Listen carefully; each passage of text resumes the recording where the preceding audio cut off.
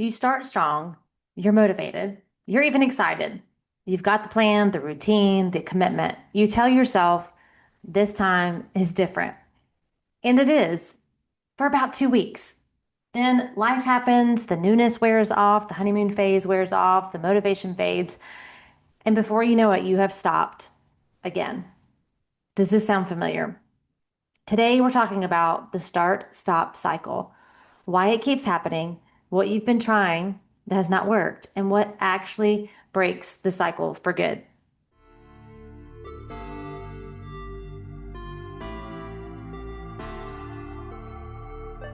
Welcome to the Life Coaching for Mompreneurs podcast, where you will learn simple solutions to win at work without losing at home. Hi, my name is Martine Williams, and I am your host and CEO, your Chief Encouragement Officer. And this podcast is your one-stop shop to creating a burnout-proof life and business by elevating your clarity, confidence, and courage. Friends, it's time to say goodbye to being the yes girl, to procrastinating on your goals and living in overwhelm. And it's time to say hello to creating healthy boundaries, healthy mindsets, and healthy habits so that you can achieve work-life harmony. Your next breakthrough starts here. This is the Life Coaching for Mompreneurs podcast. Let's do this.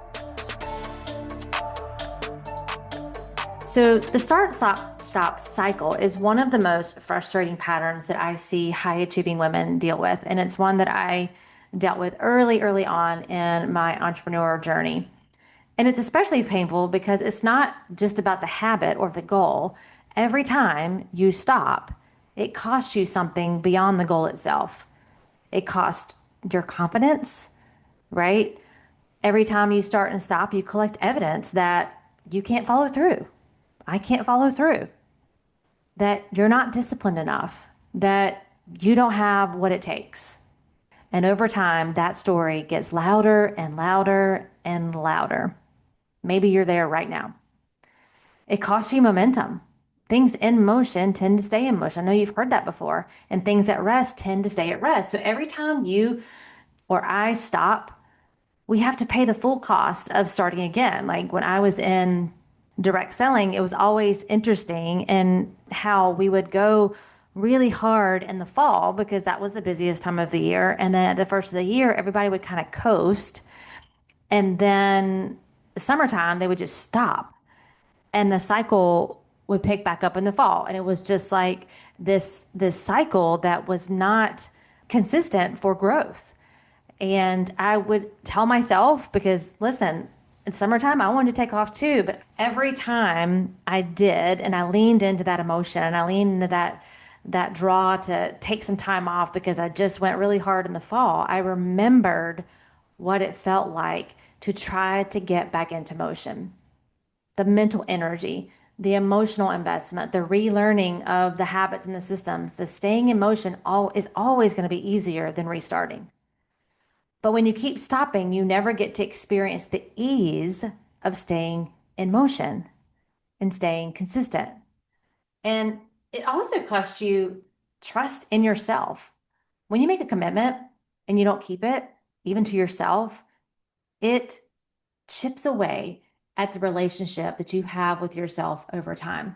I've talked about this on a previous episode, but if you think about it, if you have a friend who repeatedly shows up 15 minutes late for lunch or repeatedly cancels when you're trying to make plans, are you going to trust that the next time you make plans, she's going to be on time or that she's even going to show up? Probably not.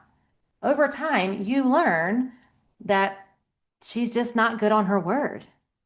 And the same goes for us. And I don't think we think about that. We think, oh, it's no big deal. It's okay that I'm giving up. It's okay that I'm, going back on what I said I was going to do. But let me tell you the power and empowered state that you get in when you do what you say you're going to do, when you say you're going to do it. That's why so many of you love your to-do list. That instant gratification, checking that thing off the list, sends a message back to your brain. I follow through. I do what I say that I'm going to do when I say I'm going to do it. And you also know what it feels like when you don't do that. It feels like, again, I'm never going to be able to keep up with this system, or I never follow through, or just there's lots of thoughts that go through your head when you do that. And I'm not about perfection, but every time you do that cycle, you're breaking trust with yourself. And it makes it really hard to have your own back when you're trying to make other decisions about your business or about new behaviors or new things that you're wanting to try. So this cycle is not just about whether you hit the gym or you launch the program or you stay on the meal plan. It's about who you're becoming every time you stop and every time you start again. So here's the thing. You don't actually want the habit. You want what the habit is supposed to give you, the consistency, not perfection, consistency, progress, the kind that doesn't require you to white knuckle your way through every single day, the kind that becomes just a part of who she is rather than something she has to force, right? Like, I always like to give the example of exercise for me because it's just who I am. I'm someone who exercises, I'm someone who takes care of my body. And when I think about that and I identify as that person, then what I put in my body, what I expose my health to, like it's just a non-negotiable, right? On a lot of ways. Now listen, I like a Krispy Kreme donut and I like some butter cake and I like all of those things too. But it just becomes a part of who I am. Like I don't have to make myself get up on most days to go work out because it's just who I am and it's just what I do. That's what happens when you actually keep things in motion. Even if you have to modify, keep in motion. You want to feel like the woman who follows through. I know you do. And who says she's going to do something and she does it in your business, in your health, in your personal growth. You want to trust yourself. Again, self trust is a huge piece of decision making because what I find for a lot of women that I work with and they're trying to make decisions, they stay in the land of indecision because they don't trust themselves, number one, to get it right. And we've talked about this before. We need to worry less about getting it right and more about making the decision than doing the work to make it right. And then the other piece of that is having your back when you make the decision and trusting that you're going to take care of yourself when it doesn't go the way you wanted it to, versus you're going to beat yourself up, say all those horrible things to yourself that you would never say to your own friend. But when you have this self trust, it allows you to make decisions faster. It allows you to move forward without the plan. It allows you to be curious instead of getting into the right way thinking, the right way, wrong way thinking. So you want the results that only come from staying in motion long enough for the compounding results to kick in. The business that grows because you showed up consistently. That's what you want. The health that transforms because you stayed the course. And the confidence that builds because you kept the promises that you made to yourself. This is what I believe you are chasing every time you start something new. The consistency, the follow through, and the trust in herself that makes you feel so incredible and so good. And then the opposite happens when you don't do those things. But we've almost like kind of normalized just being casual with our goals and casual with our, you know, our activities, or casual with our commitments. If you've had a party recently and you wanted people to RSVP, you know it's hard to get people to RSVP. Commitment is just like a vintage concept, I feel like, including our own commitments to ourselves. So I know that you've tried. I know that you've tried and you've really tried. You've tried more motivation. You've listened to the podcast, you've read the books, you've watched the videos that light you up for 48 hours before the feeling fades. You've tried to add more accountability, telling a friend, joining a group, posting publicly so you feel the pressure to follow through. You've tried more structure, maybe more detailed plans, the color coded calendars, the apps that track everything. There's an app for everything these days. Being more disciplined, telling yourself you just need to push through, dig deeper, want it more, right? And some of those things do work for a while until they don't. And then you blame yourself. You don't have your back. You blame yourself. But here's what I want you to hear today. The problem is not your motivation, friend, and it's not even your discipline or your work ethic or your character or your capacity. I consider myself really disciplined, high work ethic, high character and capacity. And sometimes I struggle with this too. So it's not those things. The problem is something entirely different. And once you understand it, everything changes.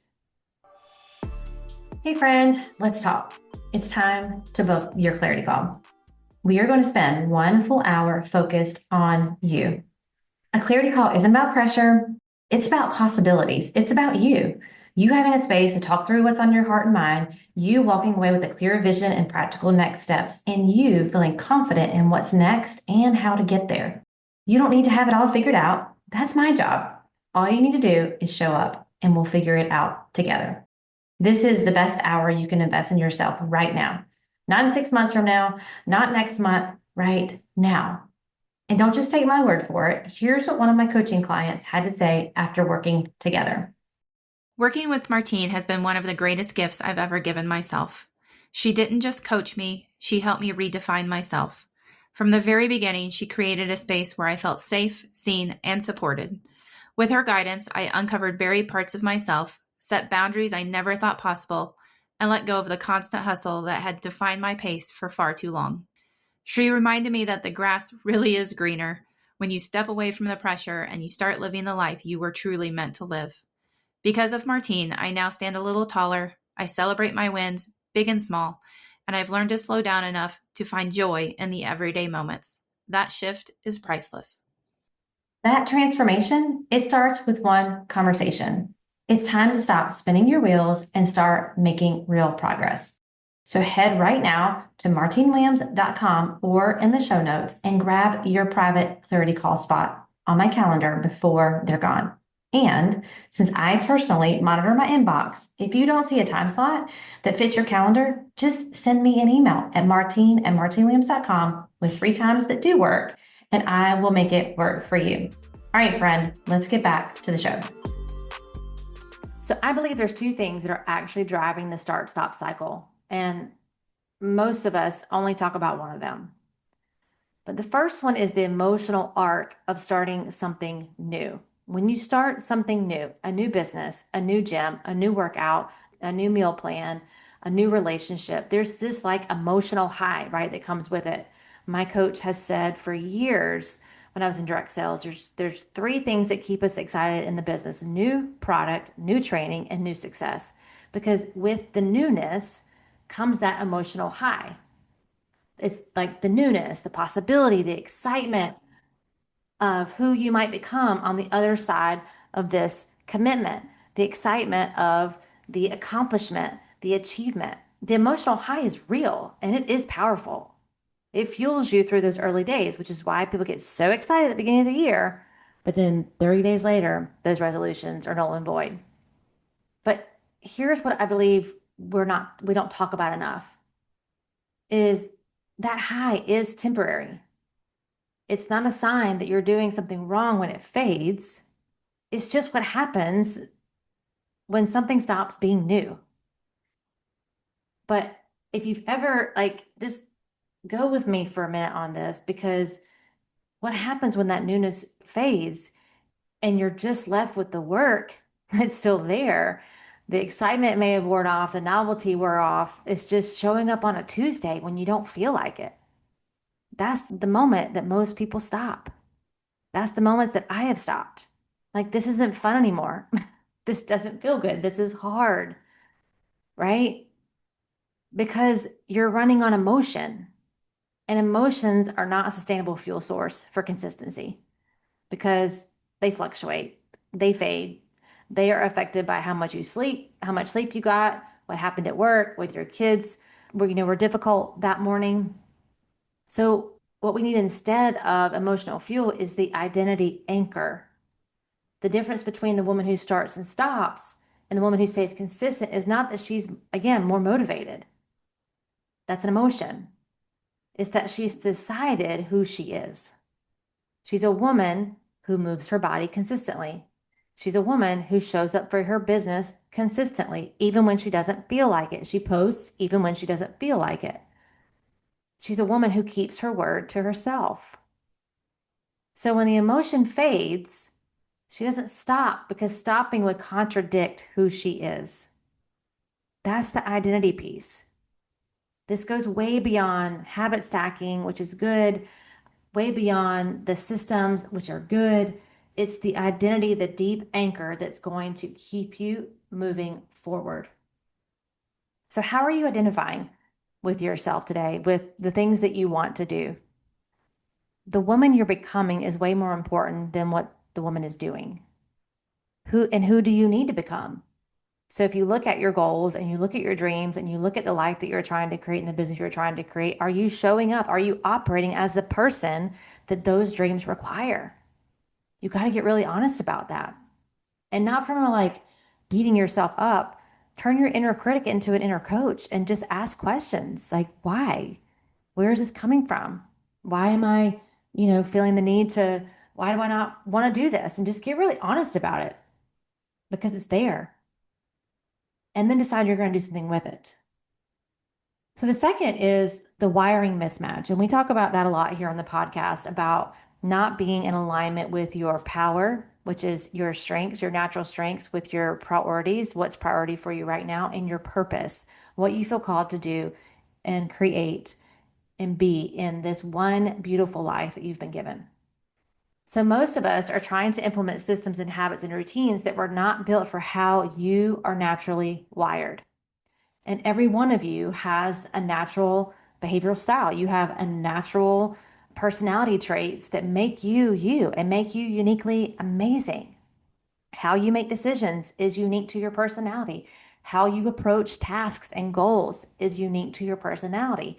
How you manage your energy, what you need to function at your best. That's what helps you to stay out of the start-stop cycle. When a plan aligns with how you're naturally wired, it flows. Doesn't mean it's always easy, because there are things in life and in your business that are going to require you to be someone you're not naturally. But to understand yourself on this level helps you to manage that, helps you to create your daily schedule, to create almost an effortless flow feeling, right? Where you don't feel like you're working uphill, in the snow, barefoot with a bag of bricks on your back. So when a plan goes against how you're wired, it creates it like requires of you to constantly be in your willpower to maintain it. And willpower runs out eventually. How could you tap into desire instead?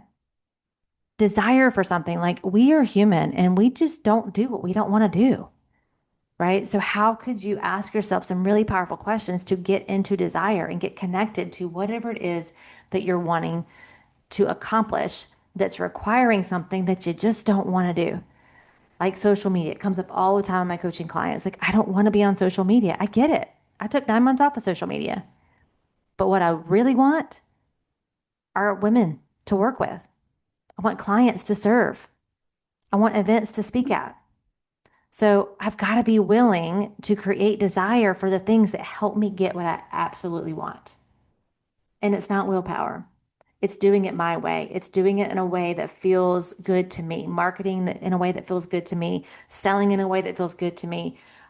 Doesn't mean I like wake up and I'm super excited about doing those things, but I do connect the desire with the discipline and the identity that I'm an entrepreneur. So entrepreneurs market their business, they sell their services, and they deliver to their clients.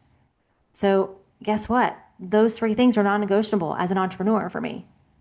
How I do them is unique to how I am wired and what is the closest to how I naturally operate and utilizing my natural gifts and my natural strengths.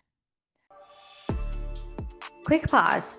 If you've been listening and you're ready to stop performing your life and start leading it, if you know you're ready to feel better now, not later, and you're ready for support that actually creates sustainable transformation, I have private one-on-one coaching spots open. And inside this coaching, in Illuminate You coaching, We don't guess. We use your unique personality blueprint built from the science-backed personality and performance tool called the ProScan, the one you've heard me talk about here in the podcast.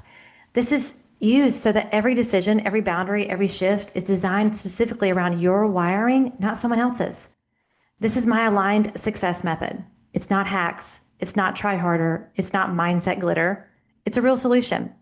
It's rooted in science, strategy, and your unique design. So you can lead your life as the woman you actually are, not the woman others expect you to be. Now is the time. Take the step. Book your clarity call at martinewilliams.com/clarity. All right, back to the episode.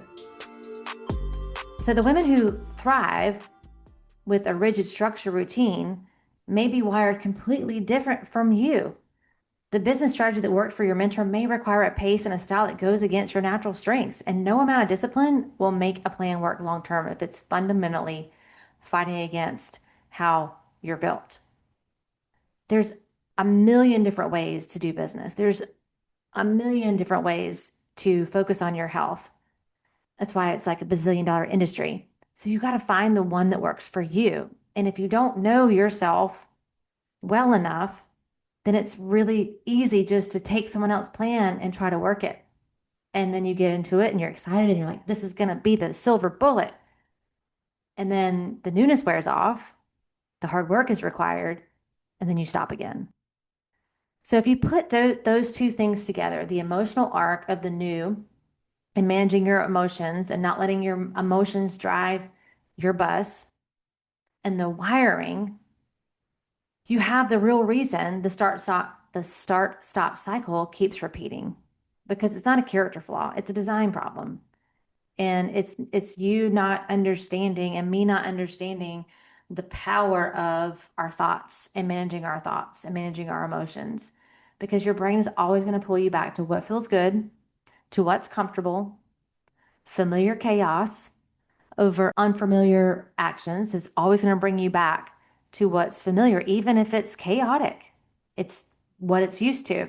So if you're trying to create more margin in your life, it's going to feel awkward.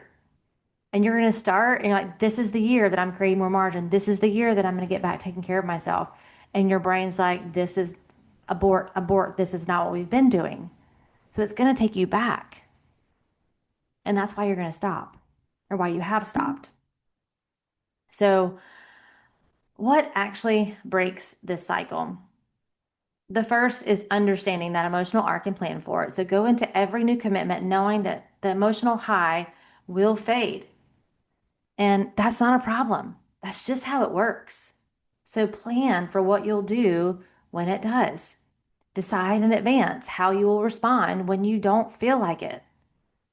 Create maybe an identity statement that anchors you when the emotion is gone. Maybe part of your plan is, when I'm feeling that way, I'm calling one of my peers. I mean, I am telling you, there are so many times where I have like waved the white flag to one of my peers. I'm like, I just don't want to do this today. And it always helps to have a plan, because it is going to come to all of us. Even as someone who's been an entrepreneur for 2 decades, there's still those times where that cycle tries to show up for me. So instead of I'm going to work out every morning, try I'm a woman who takes care of her body. That's identity work.